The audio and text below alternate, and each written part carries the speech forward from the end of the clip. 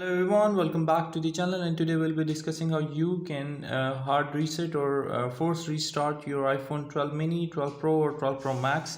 If you turn left to your phone, and you can see that there are volume buttons, volume up and volume down button here.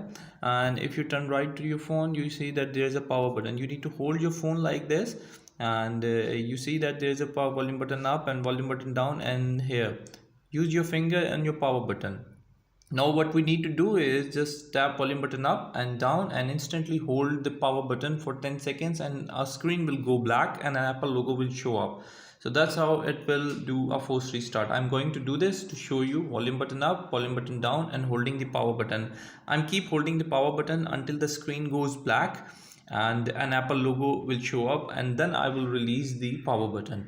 As you see that it is going black and an Apple logo will come up now I can release the phone, and the phone is actually force restart or hard restart.